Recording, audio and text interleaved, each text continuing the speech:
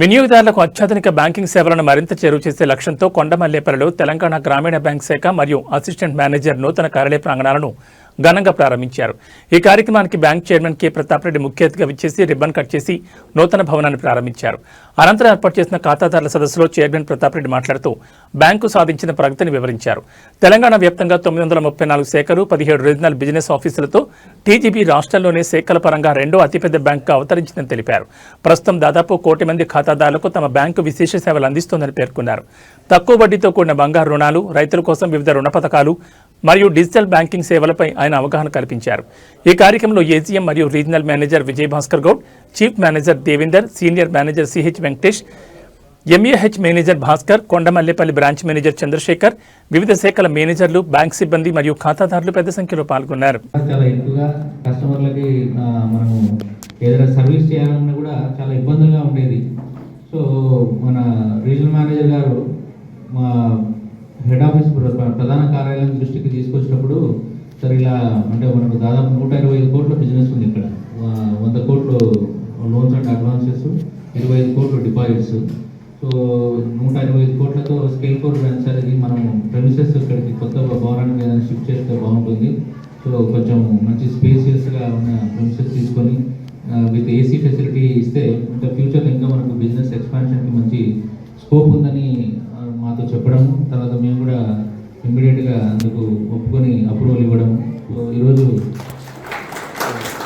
చాలా ఆహ్లాదకరంగా ఉంది ప్రెమిసెస్. యాక్చువల్గా వచ్చిన కాసేపు కూర్చోబుద్ధి అవుతుంది యాక్చువల్గా కస్టమర్స్కైనా. ఏదైనా ఒక 5 నిమిషాలు 10 నిమిషాలు సర్వీస్లో ఏదైనా లేట్ ఉన్నా కూడా వాళ్ళు అంటే ఇబ్బంది పడకోకుండా స్పేషియస్గా విత్ ఏసీస్ అంటే మంచి ఆహ్లాదకరంగా ఉంది ఈ భవనం కూడా. సో దానికి ఈరోజు ఇనాగ్రేషన్ చేయడం, సో నన్ను అక్కడ ఇన్వైట్ చేయడం, సో నేను నిజంగా చాలా సంతోషంగా ఫీల్ అవుతున్నాను. ఎందుకంటే చాలా చోట్ల మా తెలంగాణ గ్రామీణ బ్యాంక్ బ్రాంచ్లు ఇంకా ఫేస్ లిఫ్ట్ చేయాల్సిన పరిస్థితి ఉంది. అంటే ఎప్పుడో యాక్చువల్గా అంటే ఇది బేసిక్గా ప్రాంతీయ గ్రామీణ బ్యాంకులు అంటే జాతీయ వాణిజ్య బ్యాంకులతో ప్రైవేట్ సెక్టర్ బ్యాంక్స్తో పోల్చుకుంటే మాకు ప్రాఫిటబిలిటీ కానీ లేకపోతే కస్టమర్ బేస్ కానీ లేకపోతే బిజినెస్ కానీ తక్కువగా ఉండడం వలన మా నార్మల్గా మేము కూడా ఇంతకుముందు తీసుకున్న ప్రెమిసెస్ అన్ని చిన్నవి అంటే 1000 స్క్వేర్ ఫీట్ లోపల లేకపోతే 700 స్క్వేర్ ఫీట్ అంటే అప్పటికి అవి అంటే కరెక్ట్ అనిపించింది ఆ సైజు కస్టమర్ బేస్కి.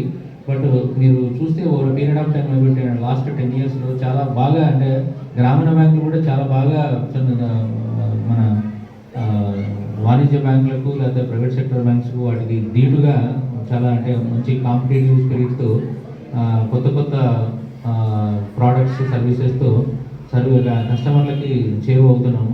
ఆ ప్రాసెస్లో ఈ పాత ప్రెమిసెస్ అయితే ఏవైతే ఉన్నాయో ఇరికిరిగ్గా ఉన్నాయి, కంజెస్టెడ్గా ఉన్నాయో వాటన్నింటినీ యాక్చువల్గా మేము కూడా హెడ్ ఆఫీస్ లెవెల్లో కూడా ఒక డెసిషన్ తీసుకున్నాము. రాబోయే 3 సంవత్సరాల లోపల almost at least 75 to 80% of the total branches మా తెలంగాణ గ్రామీణ బ్యాంకుకి 934 శాఖలు ఉన్నాయి. మొత్తం మనం ఈ 33 జిల్లాల్లో తెలంగాణ అంతటా విస్తరించి ఉన్నాము. సో మేము కూడా ఒక డెసిషన్ తీసుకున్నాం హెడ్ ఆఫీస్ నుంచి వచ్చే 3 సంవత్సరాల లోపల అట్లీస్ట్ 75 నుంచి 80% బ్రాంచెస్ మంచి ప్రెమిసెస్కి షిఫ్ట్ చేయడమా, లేదా ఆల్రెడీ ప్రెమిసెస్ బాగుంటే వాటిలో కొత్తగా ఇంటీరియర్స్ చేయించడం, ఏసీ ఫెసిలిటీస్ ప్రొవైడ్ చేయడం, ఇలా వచ్చే 3 సంవత్సరాల్లో మాత్రం చాలా మార్పులు చూడబోతున్నారు. ప్లస్ రీసెంట్గా కూడా అన్ని ప్రాంతీయ గ్రామీణ బ్యాంకులకు ఒకటే కామన్ ఎంబ్లం. ఇంతకుముందు ఒక్కొక్క గ్రామీణ బ్యాంకు ఒక్కొక్క సింబల్ ఉండేది, ఇప్పుడు అంతా మీరు చూస్తే అది కామన్ దేశం మొత్తంగా అన్ని గ్రామీణ బ్యాంకులకు ఒకటే సింబల్. సో రీసెంట్గా మన కేంద్ర ప్రభుత్వ ఉత్తర్వుల ప్రకారం ఒక రాష్ట్రం ఒక గ్రామీణ బ్యాంకు లాగా ఇప్పుడు మొత్తం కంట్రీలో 28 గ్రామీణ బ్యాంకులే ఉన్నాయి. అంటే ఒక స్టేట్లో ఒక ఆర్ఆర్బి. దాని ఉద్దేశం ఏంటంటే ఇంతకుముందు మీకు అందరికీ తెలుసు తెలంగాణలో కూడా 2 గ్రామీణ బ్యాంకులు ఉండేవి, ఆంధ్రప్రదేశ్ గ్రామీణ వికాస్ బ్యాంకు, తర్వాత తెలంగాణ గ్రామీణ బ్యాంకు. 1 జనవరి 2025లో కేంద్ర ప్రభుత్వ ఆదేశాల ప్రకారం అనుసారం ఏపీజీవీబీని 2 స్టేట్స్కి మనం విడగొట్టడం జరిగింది. తర్వాత ఏపీజీవీబీ బ్రాంచెస్ బిజినెస్ అంతా తెలంగాణలో ఏవైతే ఉన్నాయో అవి మొత్తం తెలంగాణ గ్రామీణ బ్యాంక్ కలిసిపోయి ఇప్పుడు తెలంగాణ అంతటా ఒకే ఒక గ్రామీణ బ్యాంకు తెలంగాణ గ్రామీణ బ్యాంకు 934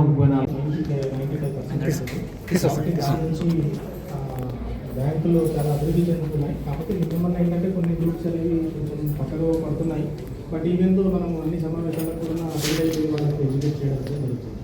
అండ్ మనకు ఇక్కడ ఉన్నటువంటి ఫెసిలిటీస్ని ఏమేమి ఇస్తున్నారో బ్యాంకు పరంగా అని చెప్పేసి చూసినట్టయితే ముఖ్యంగా మహిళల గురించి చాలా లోన్స్ ఉన్నాయి, మీకు అందరికీ తెలిసిందే. నాట్ ఓన్లీ ఎస్ఎస్జి గ్రూప్స్ అంటే గ్రూప్ లోన్సే కాకుండా గ్రూప్లో ఇండివిజువల్ మెంబర్స్ కూడా మనము లోన్స్ ఇస్తా ఉన్నాము. పిఎంఎంఐ పథకం కింద, టీజీపీ మహిళా ముద్ర యోజన అనే పథకం కింద మీకు 50,000 దాకా లోన్స్ ఇవ్వడం జరుగుతుంది. దాన్ని మీరు అందరూ కూడా సద్వినియోగం చేసుకోవాలి. అదే కాకుండా మీరు మహిళలు ఇంకేదన్నా మేము షాప్ పెట్టుకుంటాం, మాకు షాప్ ఉంది ఆల్రెడీ అంటే కూడా దాదాపు ఉన్నతి యోజన కింద మనకు 3 lakhs దాకా కూడా మీకు లోన్ ఇచ్చే అవకాశం ఉంది. లేదు ఇది కాకుండా మీరు అందరూ కలిసేసి కామన్ గ్రూప్ అలా ఏర్పడేసేసుకొని ఇప్పుడు మీకు అందరికి తెలిసిందే కొన్ని బస్సెస్ ఆర్టీసీ బస్సెస్ కూడా కొన్ని గ్రూప్స్కి ఇవ్వడం జరుగుతుంది. అటువంటి వాటిని కూడా మనము మన బ్యాంకు నుంచి ఇవ్వడం జరుగుతుంది. సో ఎవ్రీథింగ్ మీకు ఏ నీడ్ కావాలి, ఏ నీడ్ మీకు సార్ నాకు ఇది అవసరం ఉంది అంటే ఆ అవసరానికి తగ్గటువంటి ప్రోడక్ట్ మన బ్యాంక్ కూడా టీజీబీ ఖచ్చితంగా ఉంది. వీటికన్నిటికీ కూడా దాదాపు హెడ్ ఆఫీస్లో ఉంటూ నిరంతరం పర్యవేక్షిస్తూ మనకు ఏమేమి అవసరాలు ఉన్నాయి, కస్టమర్స్కి ఏమేమి అవసరాలు ఉన్నాయి, మన ఎస్ఎస్జి మెంబర్స్కి ఏమేమి అవసరాలు ఉన్నాయని నిరంతరంగా వాటిని పర్యవేక్షిస్తూ మనకు తగ్గట్టుగా తక్కువ రేట్ ఆఫ్ ఇంట్రెస్ట్లో కొన్ని కొత్త ప్రొడక్ట్స్ అన్నింటినీ కూడా సాల్వాలు మనకు ఇవ్వడం జరుగుతుంది. కాబట్టి మీరు అందరూ కూడా దాన్ని సద్వినియోగం చేసుకోవాలి. అట్లాగే లోన్స్తో పాటు మనకు బ్యాంక్ అనేది కూడా బ్యాంకులో ఇంకా చాలా ఉంటాయండి. ఇప్పుడు లోన్స్ తీసుకోవడం కట్టడమే కాదు, బ్యాంకులో ఇంకా చాలా ఉంటాయి. ఎగ్జాంపుల్ ఏంటి, మనం చిన్న మధ్యతరగతి వ్యక్తులం కాబట్టి మనకు నెలకు ఇంత 1,000 రూపాయలు ఆర్డీని చేసుకునడానికి దాచిపెట్టుకోవచ్చు డబ్బులు. ఎందుకంటే రేపు పొద్దున ఏదైనా అత్యవసరం వచ్చిందంటే 10,000 ఇవ్వాలంటే వాడు 10 రూపాయలు పట్టేడుతుంది.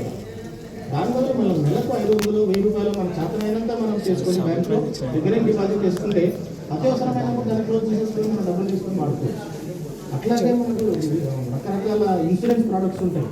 మనకి ఏమైనా అయిందనుకోండి, ఇప్పుడు మనమే కుటుంబ పెద్ద, మనకేమైనా అయిందంటే మనకి ఎంత పరిస్థితి ఏంటి అనేది ఆలోచించుకుంటే తక్కువ పైసలు అంటే డబ్బులు చాలా తక్కువ, 20 రూపాయలు, 430 రూపాయలు ఈ రెండు చేసుకుంటే దాదాపు 4 లక్షల దాకా వస్తుంది. దాంతోపాటు బ్యాంకులో ఇంకా 1,000 రూపాయల పాలసీలు ఉన్నాయి. 1,000 రూపాయలు సంవత్సరానికి మనం కట్టుకున్నట్టయితే మనకు 10 lakhs దాకా వస్తుంది, 20 lakhs దాకా వస్తుంది. 2,000 కట్టుకున్నట్టయితే 40 లక్షల దాకా వస్తుంది. ఇవన్నీ ఏంటంటే మేము ఒక్కొక్కసారి ఇట్లా కట్టించిన తర్వాత చనిపోయిన వాళ్ళ ఫ్యామిలీస్కి మేము అప్పుడప్పుడు చెక్స్ ఇస్తూ ఉంటాం, వాళ్ళకి డబ్బులు వచ్చి పడతాయి. చూడండి, ఒక్కసారిగా చిన్న ఫ్యామిలీ, రైతుల ఫ్యామిలీ చనిపోయినప్పుడు వాళ్ళని ఎవరిని ఆదుకునే వాళ్ళు ఉండరు. కుటుంబ పెద్ద పోయిన తర్వాత మనల్ని ఎవరు పట్టించుకుంటారు, ఎవరు పట్టించుకోరు. అటువంటి దాని పరిస్థితుల్లో మేము 20 లక్షలు ఇచ్చినట్టయితే అది చాలా పెద్ద మొత్తము వాళ్ళకు, వాళ్ళ పిల్లలకు అందరూ కూడా సెటిల్ అయ్యే అవకాశం ఉంటుంది. కాబట్టి మనము దీన్ని భారం అనుకోవద్దు. 1,000 రూపాయలు, 2,000 రూపాయలను మనం భారం అనుకోవద్దు. 2,000 రూపాయలు సంవత్సరానికి మీరు లెక్కేసుకుంటే, రోజుకి లెక్కేసుకుంటే అది 5 రూపాయలు, 6 రూపాయలు కూడా కాదు.